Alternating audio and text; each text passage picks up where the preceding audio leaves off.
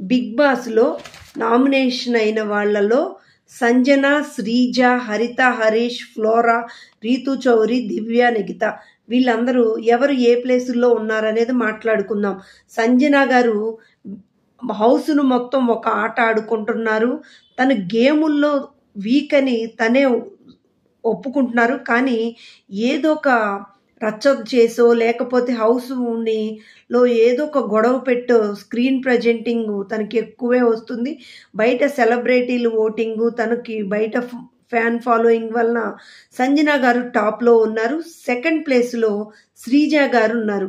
నిన్నటి దాకా శ్రీజ గారు, హరిత, హరీష్ గారు ఎలిమినేషన్లో డేంజర్ జోన్లో ఉన్నది కాస్త పవన్ కళ్యాణ్కి సపోర్ట్ చేయటం వలన Pawan Kalyan voting, commoners voting కూడా శ్రీజకి పడి ఇప్పుడు సెకండ్ ప్లేస్లో శ్రీజ ఉంది.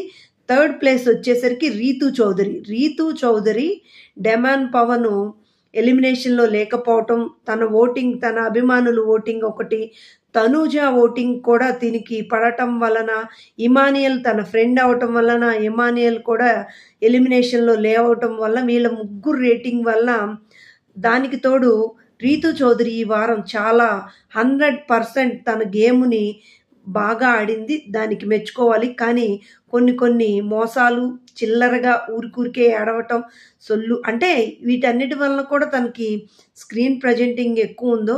బిగ్ బాస్ హౌస్లో పాజిటివో నెగిటివో జనంలో ఏదో ఒక వార్తలో నిలుస్తూ ఉంటేనే ఓటింగ్ బయట ఎక్కువగా ఉంటుందని తనకి తెలుసు. కావాలనే అలా అన్ని రచ్చ చేస్తుంది. ఫ్లోరా షైనీ గారు మాత్రం సంజన గారి చుట్టూ తిరగటం తప్పితే తను ఏ దానిలో రావట్లేదు. తనకు తెలుగు అర్థం కావట్లేదు, తెలుగులో మాట్లాడటం తెలియట్లేదు. తన వలన బిగ్ బాస్ టీంకి కూడా ఏమి ఉపయోగం లేదు. ఫస్ట్ వీక్లోనే వెళ్తుంది అనుకున్న దాన్ని సానుభూతితో సంజన గారి తిట్టడం వలన తను ఉంది. అప్పటి నుంచి వీళ్ళిద్దరు ఫ్రెండ్ అయ్యి సంజన గారి పక్కన ఉంటే నేను బిగ్ బాస్లో ఉంటానేమో అనుకుని ఒక భ్రమలో ఉంది. ఇంకొక దివ్య, నిఖిత గారు తనకు కూడా స్క్రీన్ ప్రజెంటింగ్ ఏం లేదు. తను చూపించటానికి కూడా, అంటే తన గేమ్ కానీ తన మాటలను కానీ ఈ వారం చూపించటానికి స్క్రీన్ ప్రజెంటింగ్ ఎక్కువ లేకపోవటం, కిచెన్లో ఎక్కువ ఉండటం వలన తను కూడా డేంజర్ జోన్లో ఉంది. హరిత, హరీష్ గారు, ఫ్లోరా షైనీ, దివ్య, నిఖిత గారు ఓటింగ్ తక్కువ ఉంది. ఈ ముగ్గురులో అయితే 90% హరిత, హరీష్ గారు ఎలిమినేట్ అవుతారు.